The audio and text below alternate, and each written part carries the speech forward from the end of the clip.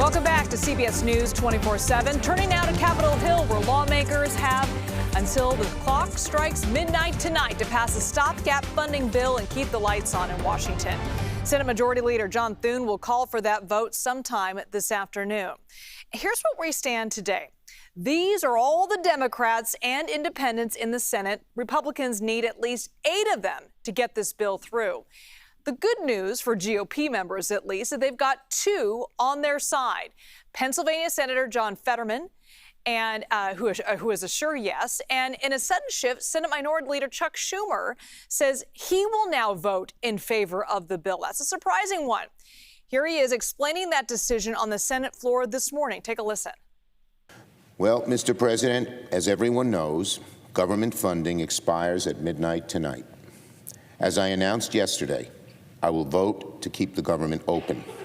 I believe it is the best way to minimize the harm that the Trump administration will do to the American people. Clearly, this is a Hobson's choice. The CR is a bad bill. But as bad as the CR is, I believe allowing Donald Trump to take even much more power via a government shutdown is a far worse option. All right, let's go straight to Capitol Hill and CBS News congressional reporter Taurean Small. Taurean, thanks for being with us. You're getting all the fresh reaction from the leader's Democratic colleagues on this sudden reversal. What are they saying? Liz, well, there's still quite a bit of trepidation among Democrats about whether or not they should cross party lines to get this continuing resolution across the finish line, especially considering the implications of this bill. $13 billion in non-defense spending cuts, some implications about funding for D.C. as well, which we're seeing advocates really take to the rotunda right here to talk about.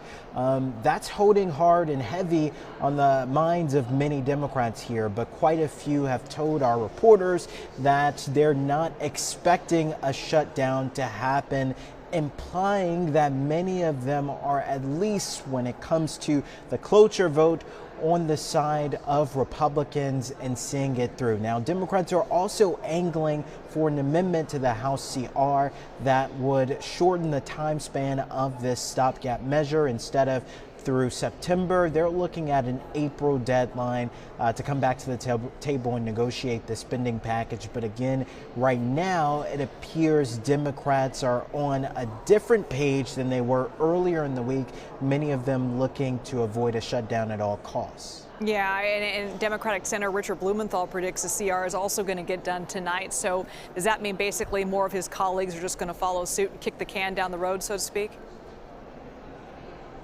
Yeah, like you said, we have 2 yes on the record so far. That's Senator John Fetterman of Pennsylvania and Chuck Schumer, obviously the Democratic leader here from New York, who's saying that they will back this despite the fact this is a bill that is unsavory to them. We've been trying to take the temperature of other Democrats as well to see if they are in line with them about whether or not they should support. And like I said, there's a lot of trepidation still around awarding, in their minds, Republicans with this win, Donald Trump with this victory, especially after he did a victory lap before the vote happened by calling out Chuck Schumer by name and saying he did the brave move by announcing he would support this bill. But at the heart of this, though, is who the blame will fall on if a government shutdown happens. Democrats don't want to see it happen to them, even though it's Republicans who hold the majority in the House and the Senate and ultimately the White House. And Taurean, Dr. Oz is also on Capitol Hill facing lawmakers in his bid to lead the Centers for Medicare and Medicaid. What's the very latest on that?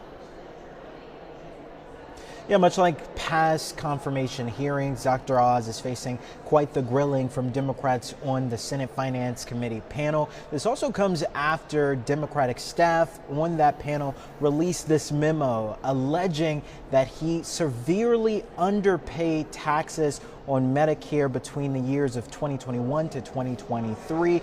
Oz's staff is saying that any type of conflicts that he might have had have since been corrected. But again, that's at the root of the issues that Democrats have around him. Now, whether or not that would be an issue potentially stymieing his confirmation is a different story. Like we've seen with more controversial picks, just about 3 Republicans have defected from Donald Trump on those confirmations, but that still wasn't enough to ultimately block them. And considering some of the usual suspects like Susan Collins of Maine previously campaigned for Oz when he was a Senate candidate in Pennsylvania, it's unlikely that he'll see any Republican pushback like we've seen more controversial figures in the past. All right, CBS News congressional reporter Taurean Small. Thank you so much, Taurean. We're waiting on that vote.